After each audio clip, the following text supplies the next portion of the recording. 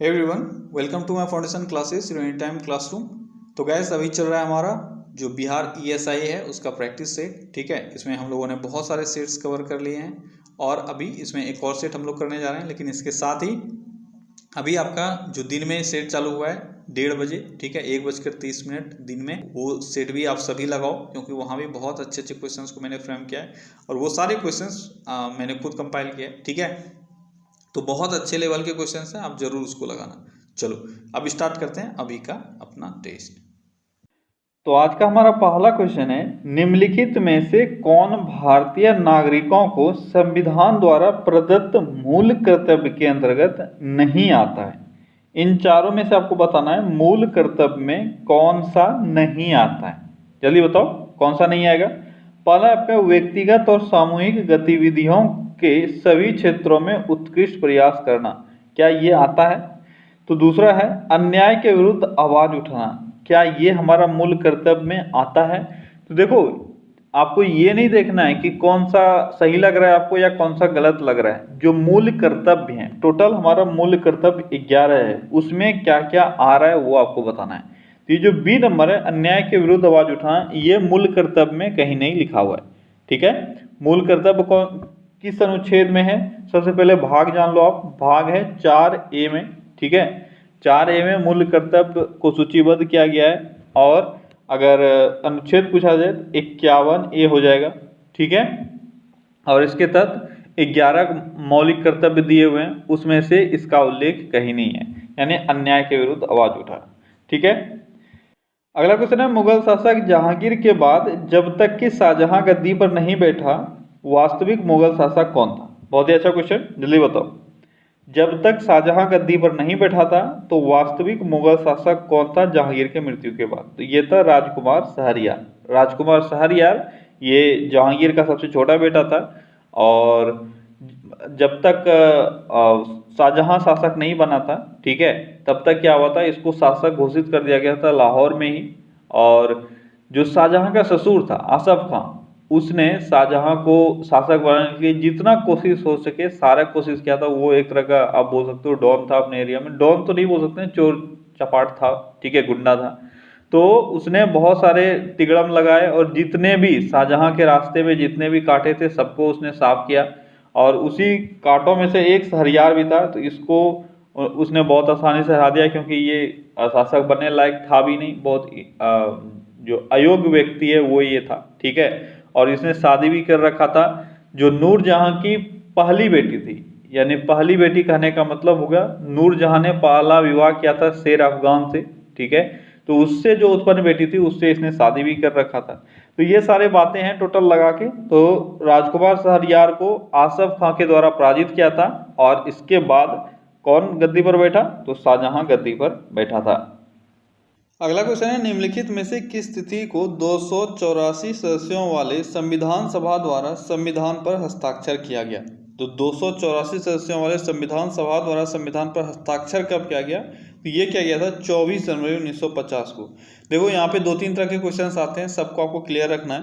संविधान बन के तैयार कब हो गया? तो ये हो गया 26 नवंबर 1949 को। ठीक है, अब लास्ट बैठक कब हुआ संविधान सभा का? तो संविधान सभा का लास्ट बैठक हुआ था 24 जनवरी 1950 को, जिस दिन इन लोगों ने हस्ताक्षर किया था और टोटल 284 सदस्यों ने हस्ताक्षर किया था। ठीक है, और संविधान कब से लागू हो गया? तो संविधान 26 जनवरी 1950 से लागू हो गया। ये 3 तरह के क्वेश्चन आते हैं, तीनों आपको क्लियर रहना चाहिए। अगला क्वेश्चन है, फलों का अध्ययन जो हॉर्टिकल्चर की एक शाखा है उसे डैश कहा जाता है? तो फलों का अध्ययन क्या कहलाता है? फलों का अध्ययन कहलाता है पोमोलॉजी। ठीक है, अगला क्वेश्चन है, मुजफ्फरपुर में किंग्सफोर्ड की हत्या का प्रयास कब किया गया? तो मुजफ्फरपुर में किंग्सफोर्ड की हत्या का प्रयास किया गया था 1908 में। 1908 में प्रफुल्ल चाकी और खुदीराम बोस, ये 2 शख्स थे जिन्होंने बम से किंग्सफोर्ड की हत्या करने की कोशिश की थी। लेकिन अनफॉर्चुनेटली इनका वो जो मिशन है वो सक्सेसफुल नहीं हो पाया था क्योंकि जिस गाड़ी पर इन्होंने बम फेंका था उस गाड़ी में वो बैठे ही नहीं थे। ठीक है, अब इसके बाद क्या हुआ? तो खुदीराम बोस और प्रफुल्ल चाकी, अब तो दोनों को गिरफ्तार किया जाना था।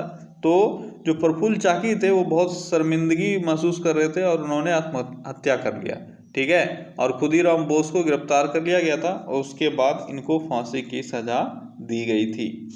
अगला क्वेश्चन है, गर्मी के दिन में आप अपनी कार को एक खुले हुए पार्किंग क्षेत्र में रखते हैं। कुछ घंटों के बाद आप देखते हैं कि कार के अंदर गर्मी भर गई है।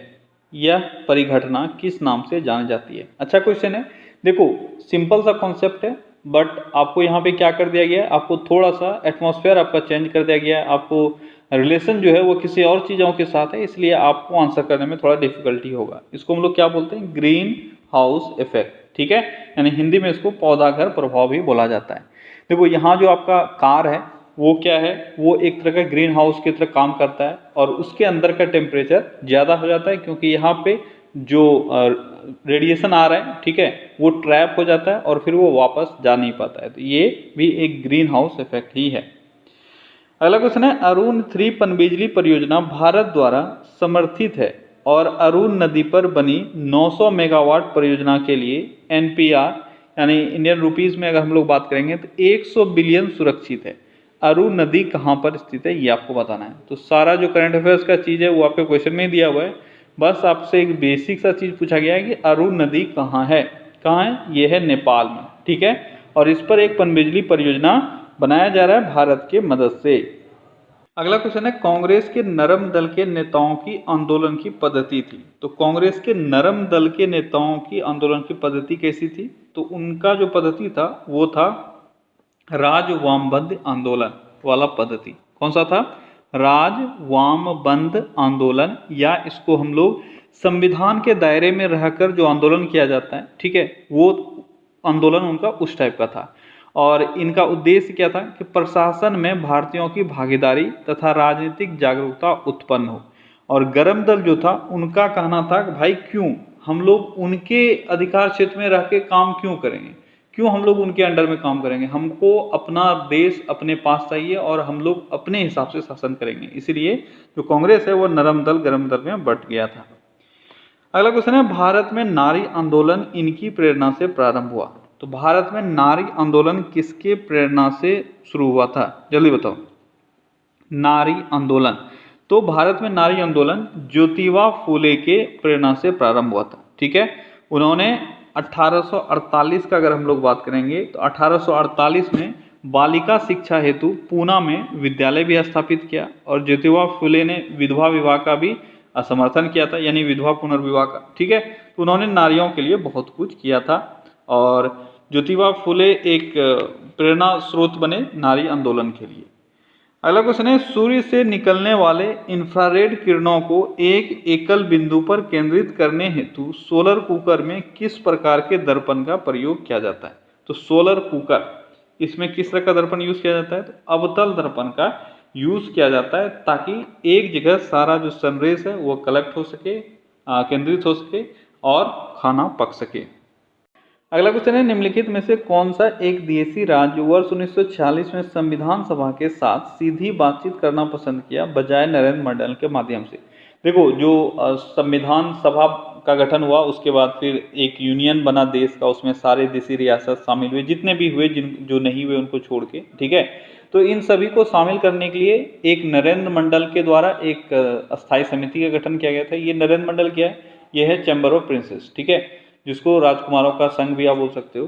तो इसके द्वारा एक समिति का गठन किया गया था और वहीं पे संविधान सभा के द्वारा भी एक समिति का गठन किया गया था। ये दोनों आपस में बातचीत करते थे। ठीक है, लेकिन एक रियासत ऐसा हुआ जिसने नरेंद्र मंडल के थ्रू बात नहीं किया, उसने डायरेक्ट बात किया, तो वो है बड़ौदा। ठीक है, अगला क्वेश्चन है, वेदों के प्रख्यात टीकाकार सायन किनके शासनकाल के अधीन फले फूले? तो ये सायन जो है यह वेदों के एक बहुत बड़े ज्ञानी थे। ठीक है, और इनका जो बोलने का तरीका था, जिस हिसाब से ये वेदों का उच्चारण करते थे, संभवतः उनके आसपास या उनसे पहले इस तरह का उच्चारण करने वाला शायद कोई नहीं था। ठीक है, और ये थे साउथ इंडिया से। ठीक है, तो साउथ इंडिया से थे और किनके राज्य पाठ में ये फले फूले? तो विजयनगर साम्राज्य में ये फले फूले। ठीक है, अगला क्वेश्चन है, महामारी के दौरान सरकार डैश मूल अधिकारों को आम जनता के हित में प्रतिबंधित कर सकती है? तो इसमें से कौन सा ऐसा अधिकार है जो आपका प्रतिबंधित हो जाता है? तो वह है स्वतंत्रता का अधिकार। ठीक है, अगर महामारी कहीं पे फैली हुई है तो जो सरकार है वह स्वतंत्रता का अधिकार को खत्म कर सकता है, जैसे अभी का सिचुएशन है। अभी जैसे कोविड-19 का महामारी फैला हुआ है और इससे बड़ा महामारी शायद आप अपने अभी तक के जीवन काल में नहीं देखा होगा, ठीक है। और अभी आपका स्वतंत्रता का अधिकार पूरी तरह से खत्म कर दिया गया, आप घर से बाहर नहीं निकल सकते हो, बहुत कुछ ऐसा है जो अभी आप नहीं कर सकते हो, ठीक है। अगला क्वेश्चन है, दिल्ली सुल्तानों के शासनकाल में बंदगान एक खास किसे निर्दिष्ट करता था? बंदगान एक खास, तो ये किसके लिए यूज किया जाता था? तो ये शाही गुलामों के लिए यूज किया जाता था बंदगान एक खास टर्म। अगला क्वेश्चन है, भारतीय संविधान का कौन सा अनुच्छेद नए राज्य के गठन से संबंधित है? जल्दी बताओ, नए राज्य के गठन से संबंधित अनुच्छेद कौन सा है? तो यह है अनुच्छेद 3, ठीक है। भारत के संविधान का अनुच्छेद 3 नए राज्यों के गठन और वर्तमान राज्यों के क्षेत्रों, सीमाओं या नामों में परिवर्तन से संबंधित है। क्लियर है? ये अलग अलग चीजें आपसे करके पूछे जाते हैं, ठीक है। अगला क्वेश्चन क्या है? अगला क्वेश्चन है, 1946 में भारतीय नौसेना के नाविकों ने कहाँ विद्रोह किया था? ये एक इंपॉर्टेंट विद्रोह था जो 1946 में हुआ था। ये किया गया था नौसेना के नाविकों के द्वारा। और कहाँ किया गया था ये विद्रोह? ये विद्रोह किया गया था बंबई में, ठीक है।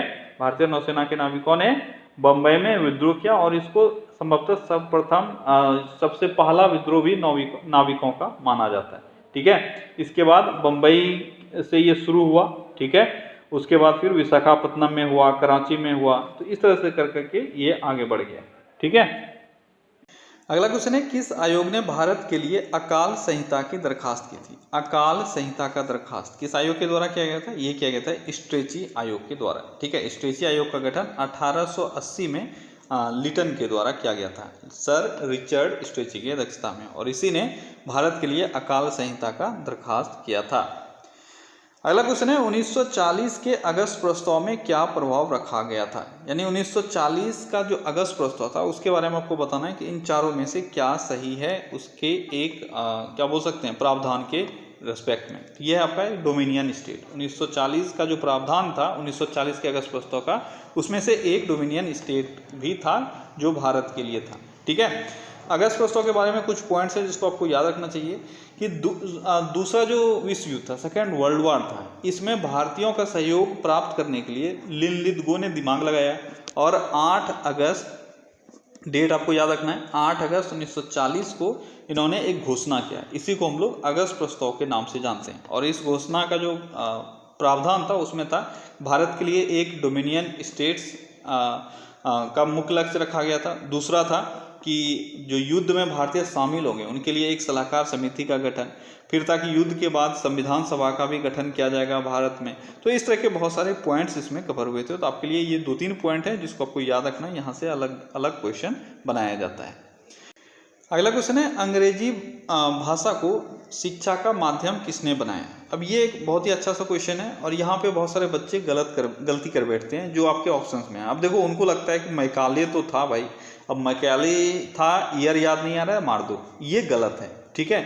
अब मैकाले मिनट आप जानते हो, ये अंग्रेजी शिक्षा से संबंधित है। इसने सिफारिश की थी कि भारत में शिक्षा का जो बेस है, आधार है, उसको इंग्लिश बनाया जाना चाहिए, ठीक है। और ये 1838 नहीं था, 1835 था। तो आपका ये तो गलत हो गया, ठीक है।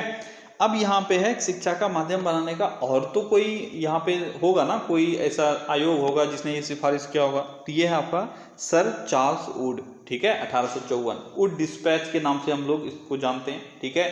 और ये जो है अंग्रेजी शिक्षा, जो भारतीय शिक्षा का माध्यम बना, उसका एक सबसे मूल बिंदु हम लोग बोल सकते हैं, ठीक है। इन्होंने जो प्रस्ताव रखा था उसमें टोटल 100 अनुच्छेद था और उसमें अलग अलग तरह से चर्चा किया गया था कि अंग्रेजी शिक्षा जो है ये तो बढ़ावा मिलना ही चाहिए, प्लस इन्होंने ये भी कहा था कि देसी भाषा जो यहाँ का है उसको भी क्षेत्रीय रूप से विद्वान रखना चाहिए, ऐसा नहीं कि हर जगह अंग्रेजी ही अंग्रेजी हो। तो ये मेन चीज़ बना था और इसको भारत में अंग्रेजी शिक्षा का मैग्ना कार्टा भी कहा जाता है, ठीक है। अगला क्वेश्चन है, आइकॉनिक सस्पेंशन ब्रिज जो लक्ष्मण झूला की जगह बनाया जा रहा है वह भारत का पहला ग्लास फ्लोर ब्रिज होगा और इसको कहाँ बनाया गया है? ये पहले भी मैंने बताया हुआ है, जल्दी से बताओ क्या होगा आंसर। तो इसको बनाया गया उत्तराखंड में, ठीक है। अब एक बार मैंने ये बता दिया, ये जो सस्पेंशन ब्रिज है ये उत्तराखंड में बन रहा है। अब यहाँ पे आपका ये भी क्लियर हो जाएगा कि ये किसके जगह पे बन रहा है। तो ये बन रहा है लक्ष्मण झूला जो पहले था उसके जगह पे, ठीक है। अगला क्वेश्चन है, इंडियन एसोसिएशन ने किसका गठन करके राष्ट्रीय चेतना बढ़ाने में महत्वपूर्ण भूमिका अदा की है? तो किसका गठन किया गया था?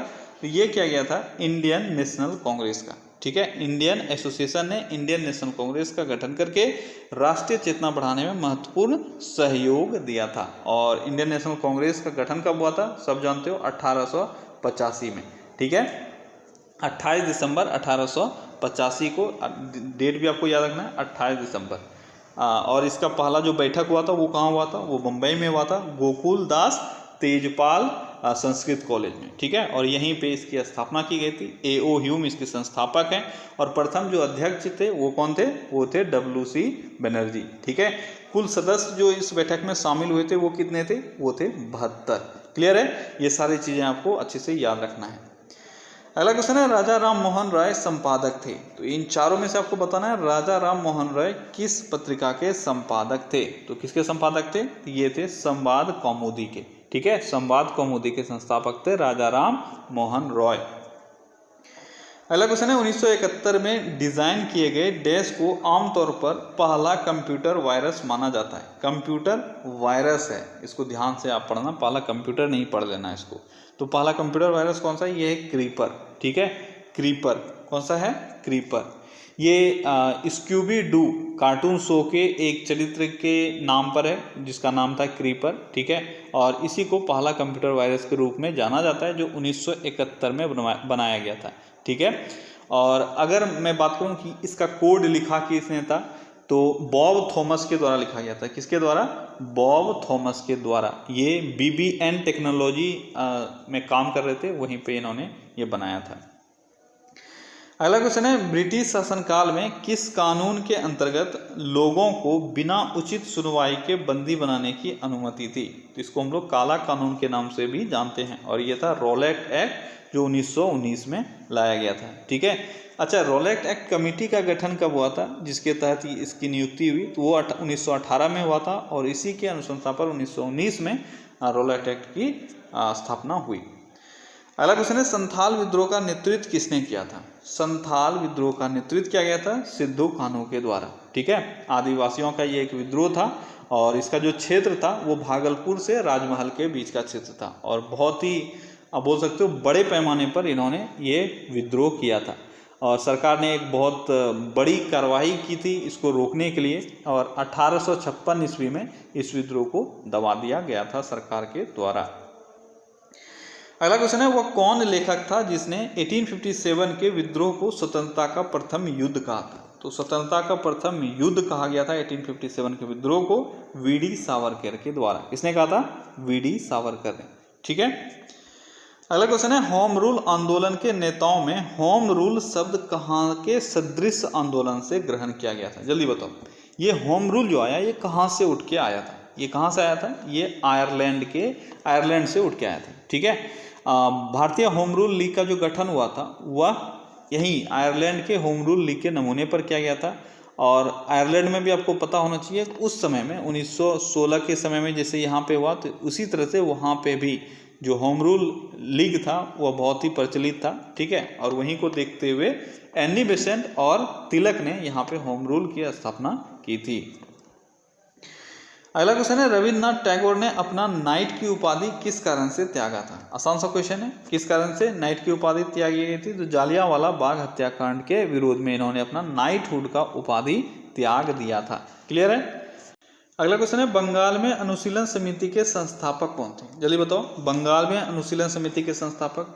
अब देखो यहाँ पे अनुशीलन समिति जो है, आप इसके संस्थापक के बारे में आप जान रहे हो, ये कौन थे? बरिंद्र घोष और भूपेंद्र दत्त। ठीक है, बरिंद्र घोष और भूपेंद्र दत्त, ये दो लोग थे जिनका नाम इससे जुड़ा हुआ है अनुशीलन समिति से, लेकिन यहाँ पे आपको दोनों में से कोई नहीं दिख रहा है। तो इसके साथ एक और थे, वो थे खुदीराम बोस। ठीक है, तो बंगाल में अनुशीलन समिति का स्थापना बरिंद्र घोष, भूपेंद्र दत्त के सहायता से खुदीराम बोस ने किया था, और ये किया था 1907 में। और इसका उद्देश्य क्या था? इसका उद्देश्य था खून के बदले खून। अगला क्वेश्चन क्या है? अगला क्वेश्चन है, अगरतला से अखौरा के बीच 15.6 किलोमीटर लंबी रेलवे लाइन सितंबर 2021 तक पूरी हो जाएगी। यह भारत और डैश के बीच रेलवे लाइन है। तो अगरतला और अखौरा के बीच ये रेलवे स्टेशन बनाया गया था। आपको बताना है ये अखौरा कहाँ का जगह है, कहाँ का है, ये है बांग्लादेश का, ठीक है। और ये लगभग 15.5 किलोमीटर है, यानी 15 किलोमीटर 600 मीटर लंबा है और 2021 तक ये बनके तैयार हो जाएगा। अगला क्वेश्चन है, स्वच्छ सर्वेक्षण नामक सर्वेक्षण के अनुसार भारत का सबसे स्वच्छ शहर किस राज्य में स्थित है।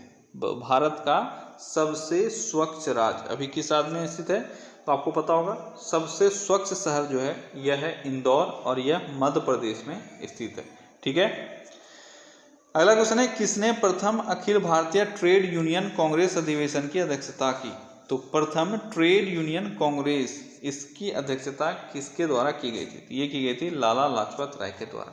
प्रथम अखिल भारतीय ट्रेड यूनियन कांग्रेस की अध्यक्षता लाला लाजपत राय ने की थी और कब, तो 1920 में, ठीक है। अगला क्वेश्चन है, हिंदू कॉलेज कलकत्ता के संस्थापक कौन थे। हिंदू कॉलेज कलकत्ता के संस्थापक, तो हिंदू कॉलेज कलकत्ता के संस्थापक थे राजा राम मोहन राय। हिंदू कॉलेज की स्थापना कब की गई, 1817 में, ठीक है। अगला क्वेश्चन है, किस भारतीय शहर को यूनेस्को के डायरेक्टर जनरल आंद्रे एजोले की भारत यात्रा के दौरान यूनेस्को की विश्व विरासत शहर का प्रमाण पत्र प्राप्त हुआ है। जल्दी बताओ कौन सा शहर है, बहुत बार मैंने पढ़ाया हुआ है, ये शहर है आपका जयपुर। अगला क्वेश्चन है, भारत की पहली सूती कपड़े की मिल के संस्थापक कौन थे। तो भारत में जो सूती कपड़ा का पहला मिल लगाया गया था उसके संस्थापक कौन थे। उसके संस्थापक थे काफसजी नानाजी दाभार। ये एक पारसी व्यापारी थे, ठीक है, उद्योगपति थे। इन्होंने 1854 में जो सूती कपड़ा का मिल है वो लगाया था। अगर हम लोग यहाँ पे आधुनिक उद्योग का भारत में बात करें तो लगभग 1850 के बाद से भारत का जो आधुनिक औद्योगिक के तरफ रुझान है वो बढ़ा था और उसी के रुझान में इन्होंने पहला जो सूती कपड़े का मिल है वो लगाया था 54 में। अगला क्वेश्चन है, अकबर के दरबार में कौन सा सुप्रसिद्ध चित्रकार था। अकबर के दरबार में चित्रकार इसमें से कौन सा था। तो ये था अंदुर समद या अब्दुल समद। इसको अंदुर समद नहीं है, ये अब्दुल समद है, ठीक है। थोड़ा सा स्पेलिंग एरर है, करेक्ट कर लेना। अब्दुल समद और मीर सैयद, ये दो थे। तो अब्दुल समद और मीर सैयद, ठीक है, ये दो लोग थे जो अब अकबर के समय में बहुत ही फेमस चित्रकार थे। अगला क्वेश्चन क्या है, अगला क्वेश्चन है, बंगाल की एशियाटिक सोसाइटी की स्थापना किसने की थी। आसान सा क्वेश्चन है। बंगाल की एशियाटिक सोसाइटी की स्थापना सर विलियम जोन्स के द्वारा की गई थी 1784 में, ठीक है। किसने किया था और कब किया था, ये दोनों आपके लिए इंपॉर्टेंट है। अगला क्वेश्चन है, 1885 में पूना की प्रसिद्ध फर्ग्यूसन कॉलेज शुरू करने वाले कौन थे। तो पूना का प्रसिद्ध फर्ग्यूसन कॉलेज, इसकी शुरुआत कब की गई थी, 1885 में। और किसने किया था, तो डेक्कन एजुकेशन सोसाइटी ने किया था। किसने किया था, डेक्कन एजुकेशन सोसाइटी ने। और ये एक तरह का डिग्री कॉलेज था, ठीक है। अगला क्वेश्चन है, बहिष्कृत भारत जर्नल किसने शुरू किया था। तो बहिष्कृत भारत नामक एक जर्नल शुरू किया गया था। आपको ये बताना है ये किसने शुरू किया था। तो ये किया गया था डॉक्टर BR अम्बेडकर के द्वारा, ठीक है। बहिष्कृत भारत ये एक समाचार पत्र था जो 1927 में भीमराव अम्बेडकर के द्वारा चलाया गया था और इसका जो भाषा था वो था मराठी। क्लियर है। अगला क्वेश्चन है, फिलिप बार्टन को किस राष्ट्र ने भारत में नया उच्चायुक्त नियुक्त किया है। कौन है, फिलिप बार्टन है। आपको बताना है किस देश ने भारत में नया उच्चायुक्त नियुक्त किया है। तो ये किया गया है किसके द्वारा, ब्रिटेन के द्वारा। ब्रिटेन के उच्चायुक्त भारत में भी कौन है, फिलिप बार्टन। अगला क्वेश्चन है, निम्नलिखित में से कौन सा एक मूर्ति शिल्प मौर्य काल का नहीं है। तो इन चारों में से आपको बताना है कौन सा मौर्य काल का नहीं है। सारनाथ का सिंह शीर्ष ये है, सिंह स्तंभ है। धौली हस्ती ये भी है। मथुरा से प्राप्त खड़ी बुद्ध मूर्ति ये नहीं है, ठीक है। ये जो मथुरा से प्राप्त बुद्ध मूर्ति है ये मथुरा कला के नाम से भी जाना जाता है जिस पैटर्न पे बना हुआ है, या हम लोग बोल सकते हैं गंधार कला से प्रेरित है। और मौर्य के समय में ये गंधार कला का विकास नहीं हुआ था, इस कारण से हम लोग ये बोल सकते हैं ये मौर्य काल का नहीं है, ठीक है। अगला क्वेश्चन है, स्थापत्य कला में गुंबद को आधार प्रदान करने के लिए सबसे पहले भित्ति महराब प्रणाली का प्रयोग किया गया किसके द्वारा, या किस बिल्डिंग में किया गया, कहाँ किया गया। ये महराब प्रणाली जो है, इसके तहत अभी जो आप देखते हो मकबरा सब में, क्या देखते हो आप, ऊपर पे ये गुंबदाकार जो शेप देखते हो, ठीक है, ये इसी का एक प्रोटोटाइप है। इससे पहले जो भारत में जो भी मुस्लिम लोग हुए, जिन्होंने भी जो किसी भी तरह का मकबरा या कुछ का निर्माण करवाया, तो वो ईरानी शैली पे बेस्ड था, लेकिन महराब शैली का प्रयोग इल्तुतमिश ने शुरू किया और इल्तुतमिश के मकबरे में आपको ये देखने को मिलेगा। अगला क्वेश्चन है, समुद्रगुप्त के विजयों का उल्लेख किस में मिलता है? तो समुद्रगुप्त के विजयों का उल्लेख आपको किस अभिलेख में मिलेगा? ये मिलेगा इलाहाबाद अभिलेख में, ठीक है। चंद्रगुप्त प्रथम का बेटा समुद्रगुप्त हुआ, ये 335 के आसपास, 335 ईस्वी के आसपास ये गद्दी पे बैठा था, और इनका जो विजय है, विजय अभियान था, उसका आपको डिटेल इलाहाबाद अभिलेख में देखने को मिलेगा। अगला क्वेश्चन है, भारत में किसी दूसरे देश के साथ युद्ध की घोषणा करने का अधिकार किसके पास है? तो भारत में अगर हम लोग बात करें किसी देश पे हम लोग अटैक करना चाहें या युद्ध करना चाहें, तो इसका अधिकार किसके पास है? तो आपका जो 3 ऑप्शन है वो है राष्ट्रपति, प्रधानमंत्री, रक्षा मंत्री। आपको ये पता होना चाहिए, ये अधिकार केवल और केवल राष्ट्रपति के पास है। यही बोल सकते हैं कि दूसरे देश पे हमला करो, या फिर दूसरा देश अगर हमला किया है तो उसका मुकाबला करो। अगला क्वेश्चन है, तृतीय बौद्ध परिषद को बुलाया गया था किसके द्वारा? तृतीय बौद्ध परिषद बुलाया गया था, ये बुलाया गया था अशोक के द्वारा, ठीक है। तीसरा बौद्ध परिषद जो था ये अशोक के द्वारा बुलाया गया था, और इसकी जो बैठक हुई वो कहाँ हुई? पाटलिपुत्र में हुई थी, ठीक है, और इसकी अध्यक्षता मौगलीपुत्र तीसरे के द्वारा की गई थी। अगला क्वेश्चन है, संगम काल में तमिल में महाभारत किसने लिखी? तो तमिल भाषा में महाभारत का अनुवाद किसने किया या महाभारत किसने लिखा? तो ये लिखा गया था पेरुनदेव नार के द्वारा। किसके द्वारा? पेरुनदेव नार के द्वारा।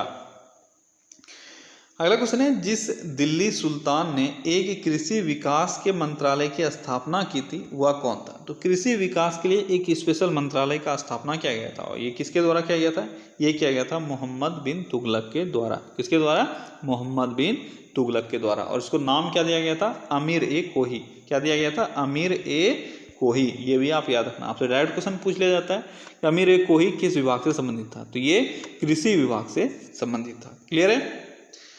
अगला क्वेश्चन है, विजयनगर के जिस सम्राट ने तेलुगु और संस्कृत साहित्य में सर्वाधिक योगदान किया था वह कौन था? तो विजयनगर साम्राज्य में एक बहुत ही फेमस शासक हुए जिनका नाम था कृष्णदेव राय, और उन्होंने तेलुगु और संस्कृत साहित्य में बहुत अधिक रुचि दिखाया और बहुत अधिक योगदान दिया था, ठीक है। अगला क्वेश्चन है, तारीख ए मुबारक शाही का लेखक याहिया सरहिंदी निम्नलिखित में से किसके शासनकाल में थे? तो तारीख ए मुबारक शाही, इसकी रचना जो है वह याहिया सरहिंदी के द्वारा किया गया है, जिनका पूरा नाम याहिया बिन अहमद सरहिंदी था, ठीक है। किस वंश के शासनकाल में हुआ? तो ये सैयद वंश के शासनकाल में हुआ था। मुबारक शाही आपको दिख रहा है, ठीक है। तो मुबारक शाह जो सैयद वंश के दूसरे राजा थे, ठीक है। सैयद वंश का स्थापना किसने किया? तो खिज्र खां के द्वारा ये किया गया था, और इसके जो उत्तराधिकारी थे उनका नाम था मुबारक शाह। उन्हीं के संरक्षण में इन्होंने इस ग्रंथ की रचना की थी। अगला क्वेश्चन है, औरंगजेब के काल में जिन सतनामियों ने बगावत कर नरनौल शहर को दखल कर लिया था वे थे? तो औरंगजेब के काल में ये हुआ था, जो सतनामियों ने बगावत किया था वह किसके अनुयायी थे? तो वह गुरु नानक के अनुयायी थे, ठीक है। और ये लगभग 1672 के ईस्वी का बात है, 1672 ईस्वी के आसपास का बात है। और ये विद्रोह औरंगजेब के खिलाफ हुआ था, मुगल के खिलाफ हुआ था। बाद में मुगल सेना ने इनको परास्त भी कर दिया था। अगला क्वेश्चन है, दंडकारण्य में सर्वाधिक वर्षा किससे होती है? दंडकारण्य में सर्वाधिक वर्षा किससे होती है? किससे होती है? तो ग्रीष्मकालीन चक्रवात से।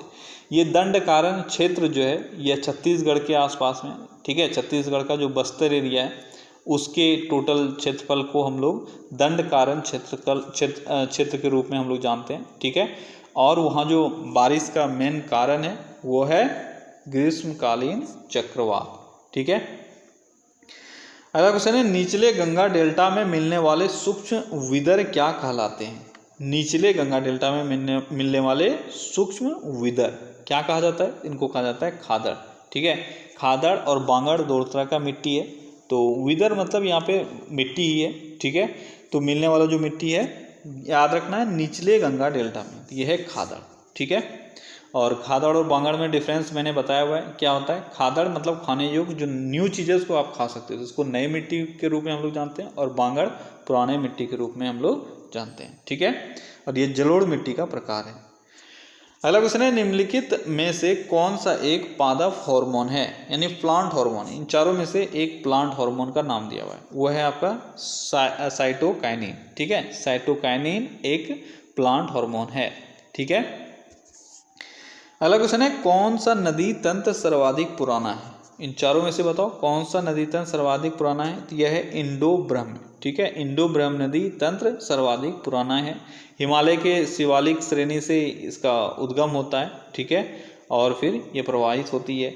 तो ये सबसे पुराना नदी तंत्र में से हम लोग इसको गिन सकते हैं। ठीक है, अगला क्वेश्चन है, भारत का सर्वाधिक क्षमता वाला तेल शोधक कारखाना कौन सा है। तो इन चारों में से कौन सा है सर्वाधिक क्षमता वाला तेल शोधक कारखाना भारत का। तो भारत में सबसे अधिक तेल शोधक क्षमता जो है यह है कोयली कारखाना। ठीक है, कोयली ये आपका कहाँ पे है? गुजरात में है, और इसकी तो तेल शोधक का जो क्षमता है वह सबसे अधिक है।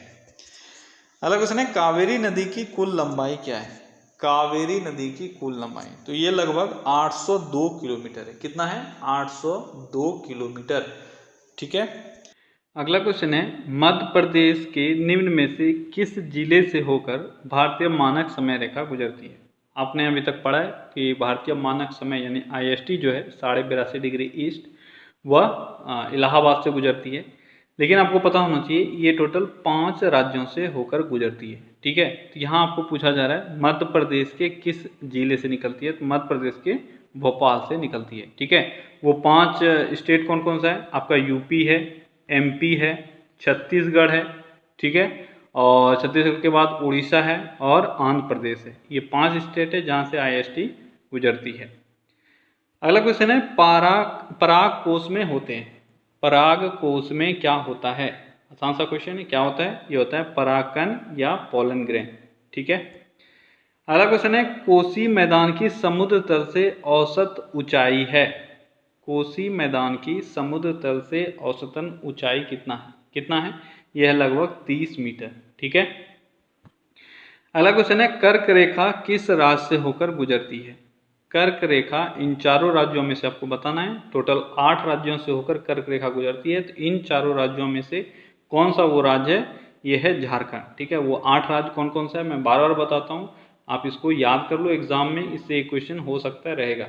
ठीक है, देखो गुजरात है, राजस्थान है, मध्य प्रदेश है, छत्तीसगढ़ है, झारखंड है। ठीक है, और पश्चिम बंगाल है, त्रिपुरा है। इन सभी से होकर कर्क रेखा गुजरती है।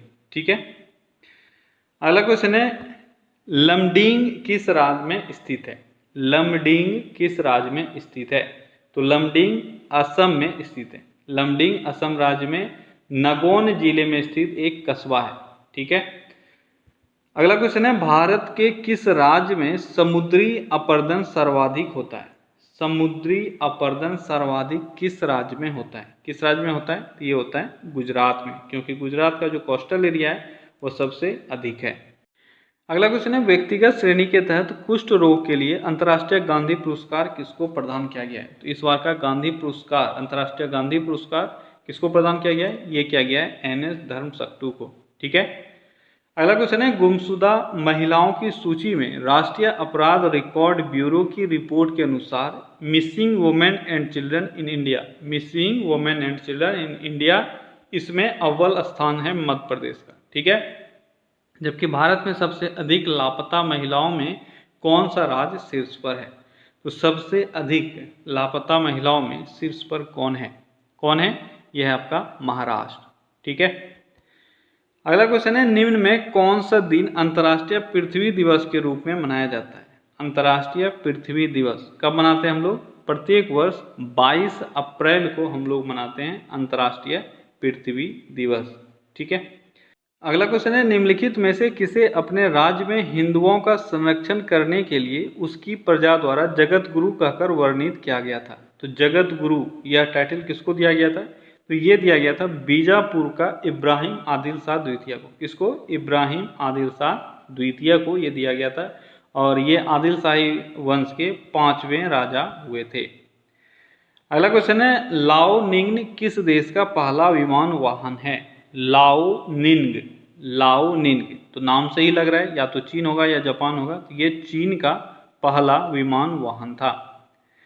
अगला क्वेश्चन है, खाद्य एवं कृषि संगठन का मुख्यालय कहाँ है? आसान सा क्वेश्चन है, कहाँ है? यह है रोम में, ठीक है। FAO इसका स्थापना कब हुआ था? इसका स्थापना 1945 में हुआ था और इसकी जो हेडक्वार्टर है वो कहाँ है? वो है रोम में, ठीक है। अगला क्वेश्चन है, इनमें से कौन सा तथ्य असत्य है? यानी 4 स्टेटमेंट दिया हुआ है, कौन सा स्टेटमेंट गलत है ये आपको बताना है। तो स्टेटमेंट कौन सा गलत है, जल्दी से सारा स्टेटमेंट पढ़ो, उसके बाद ही आप बता पाओगे कौन सा स्टेटमेंट गलत है। पहला क्या है? एंजाइम की उपस्थिति में किण्वन की प्रक्रिया। दूसरा है ऑक्सीजन की उपस्थिति में किण्वन की प्रक्रिया। तीसरा है कार्बनिक यौगिक के विघटन से किण्वन की प्रक्रिया। और चौथा है किण्वन की प्रक्रिया में कार्बन डाइऑक्साइड गैस का उत्पादन, ठीक है। ये 4 स्टेटमेंट दिया हुआ है, इसमें से असत्य कौन सा है? तो आपका असत्य है दूसरा, ठीक है। अगर ऑक्सीजन की उपस्थिति में किण्वन का हम लोग बात करेंगे तो ऑक्सीजन की उपस्थिति में किण्वन की प्रक्रिया नहीं होती है, ठीक है, इसलिए ये स्टेटमेंट गलत है। अगला क्वेश्चन है, दृश्यमान प्रकाश में क्लोरोफिल द्वारा कौन से रंग का सर्वाधिक अवशोषण होता है? तो किस कलर का सर्वाधिक अवशोषण होता है? तो ये है हरा और पीला, ठीक है। हरा और पीला इस 2 कलर का अवशोषण सबसे अधिक होता है क्लोरोफिल के द्वारा। क्लियर है? अगला क्वेश्चन है, फरवरी 2020 में दूरसंचार विभाग के साथ टाटा टेली सर्विसेज के विलय को मंजूरी दी किसने? तो किसने मंजूरी दी थी? तो ये मंजूरी दिया गया था भारती एयरटेल के द्वारा। अगला क्वेश्चन है, पचा हुआ भोजन किसकी दीवार द्वारा अवशोषित किया जाता है? पचा हुआ भोजन क्षुद्रांत या स्मॉल इंटेस्टाइन के दीवार के द्वारा अवशोषित किया जाता है, ठीक है। अगला क्वेश्चन है, मानव शरीर में पाचन के लिए कौन सी सहायक ग्रंथि उपस्थित है? तो सहायक ग्रंथि के रूप में कौन कार्य करती है? तो ये है पेनक्रियास, जो डाइजेस्टिव सिस्टम में सहायक ग्रंथि के तौर पे कार्य करती है। अगला क्वेश्चन है, फोटोफॉस्फोरिलेशन के दौरान कौन सी क्रिया होती है? तो ADP से ATP में संश्लेषण, ADP से ATP का संश्लेषण ही फोटोफॉस्फोरिलेशन कहलाता है। अगला क्वेश्चन है, इमामी ग्रुप ने इमामी सीमेंट लिमिटेड में अपनी 100% इक्विटी हिस्सेदारी किस भारतीय कंपनी को बेचने की घोषणा की है? तो कौन सी कंपनी है वो कंपनी है नोवुको विस्टा। नोवुको विस्टा को इमामी ग्रुप अपना 100% इक्विटी हिस्सेदारी बेचने वाला है। अगला क्वेश्चन है, DNA में एक हेलिक्स की लंबाई होती है। DNA डबल हेलिक्स मॉडल है, उसमें से आपसे पूछा जा रहा है कि एक हेलिक्स का लंबाई कितना होता है? तो ये होता है लगभग 34 एंगस्ट्रॉम। कितना होता है? 34 एंगस्ट्रॉम। अगला क्वेश्चन है, प्रिज्म से गुजरते समय कौन सा रंगीन प्रकाश सबसे कम झुकता है? यानी डेविएशन सबसे कम किस में होता है? तो किस में होता है? ये कलर है आपका लाल। लाल कलर में सबसे कम डेविएशन होता है, वहीं पे बैगनी में सबसे ज़्यादा डेविएशन होता है। शाकाहारी भोजन में निम्न में से कौन सी शर्करा विपुल मात्रा में पाई जाती है? तो कौन सी शर्करा है वो शर्करा है माल्टोज, जो विपुल मात्रा में पाई जाती है।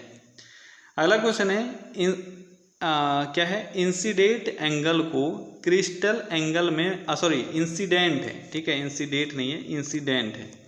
इंसिडेंट एंगल को क्रिस्टल एंगल में परिवर्तित करने के लिए रिफ्रैक्टिव एंगल का मान कितना होना चाहिए? अगर इंसिडेंट एंगल को क्रिटिकल एंगल में बदलना है तो ये जब भी आप टोटल इंटरनल रिफ्लेक्शन का प्रॉपर्टी पढ़ते हो तो वहाँ पे आपको ये काम आता है, ठीक है। क्रिटिकल एंगल क्या होता है? तो क्रिटिकल एंगल होता है 90 डिग्री। तो अगर आप इंसिडेंट एंगल को क्रिटिकल एंगल में परिवर्तित करना चाहते हो तो रिफ्रैक्टिव एंगल का माप कितना होना चाहिए? ये होना चाहिए 90 डिग्री। और अगर क्रिटिकल एंगल से ज़्यादा हो गया इंसिडेंट एंगल तभी टोटल इंटरनल रिफ्लेक्शन होगा। अगला क्वेश्चन है, किस भारतीय संस्थान ने दुर्लभ न्यूरोडिजेनरेटिव बीमारी ALS LOU को ठीक करने का एक अणु ढूंढा है? तो वो कौन सा संस्था है जिसने ये ढूंढा है? ये संस्था है IIT हैदराबाद। अगला क्वेश्चन है, स्पेक्ट्रम में कौन सा रंग सर्वाधिक विचलित होगा जब वह प्रिज्म से गुजरेगा? तभी मैंने ऊपर बताया सर्वाधिक विचलित होने वाला कलर कौन सा है? यह आपका बैगनी।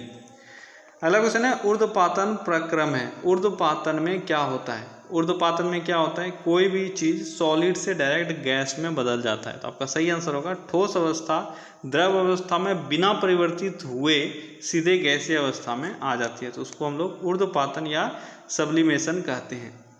अगला क्वेश्चन है सोलेनोइड में सर्वाधिक चुंबकीय क्षेत्र होगा। तो सोलेनोइड में सबसे अधिक चुंबकीय क्षेत्र कौन सा छोर होता है? छोर पर होता है, अक्ष पर होता है, अनंत दूरी पर होता है? कहाँ सबसे अधिक चुंबकीय क्षेत्र होगा किसी भी सोलेनोइड में? तो उसके अक्ष पर सर्वाधिक चुंबकीय क्षेत्र आपको देखने को मिलेगा। ठीक है। अगला है ऊर्जा के विकल्प के रूप में किस स्वरूप को स्वीकारा जाता है? ऊर्जा के विकल्प के रूप में हम लोग हमेशा हाइड्रोजन को देखते हैं, क्योंकि हाइड्रोजन जो इसको फ्यूचर फ्यूल भी कहा जाता है। ठीक है। और ये वैकल्पिक ऊर्जा का जो स्रोत है वो सबसे बड़ा स्रोत यही है। अगला क्वेश्चन है भारत का कौन सा राज्य भूगर्भीय ऊर्जा का उपयोग करता है? भूगर्भीय ऊर्जा यानी जियोथर्मल पावर का यूज करता है कौन सा राज्य? तो गुजरात इसका यूज करता है। अगला क्वेश्चन है हाल ही में राजू भरतन का निधन हुआ, वह क्या थे?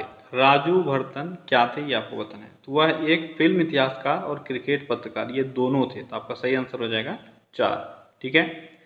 अगला क्वेश्चन है किस प्रक्रिया के कारण तारे स्वयं चमकते हैं? तो तारों के चमकने का कारण क्या है? तो वह है उनका जलना, और जो एनर्जी उनमें है उसका कारण क्या है? उसका कारण नाभिकीय संलयन। ठीक है।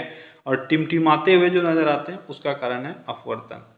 अगला क्वेश्चन है पहला दिशा पुलिस स्टेशन का उद्घाटन हाल ही में किस भारतीय राज्य में हुआ था? तो पहला दिशा पुलिस स्टेशन, इसका उद्घाटन कहाँ हुआ था? इसका उद्घाटन हुआ था आंध्र प्रदेश में। ठीक है।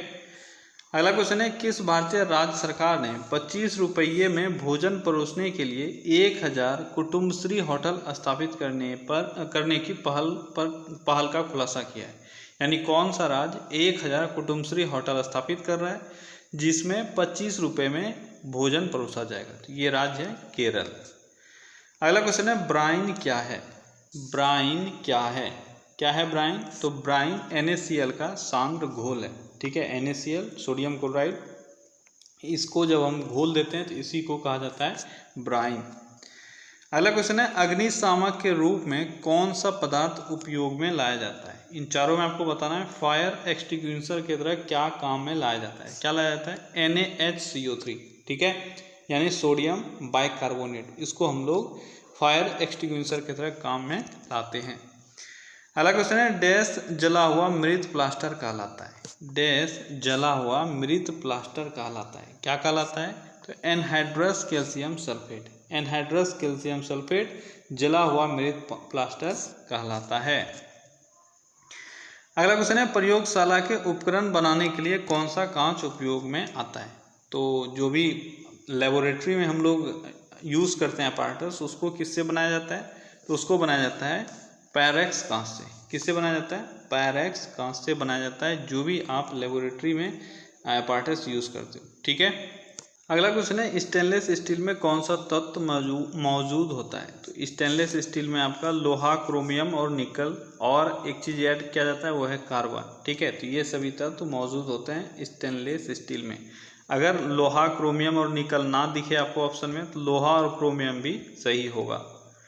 अगला क्वेश्चन है निम्न में से कौन सा यौगिक ऑक्सीडाइजिंग एजेंट नहीं है? यानी इन चारों में से ऑक्सीडाइजिंग एजेंट नहीं है कौन सा? यह है फेलिंग घोल। फेलिंग घोल ऑक्सीडाइजिंग एजेंट नहीं है।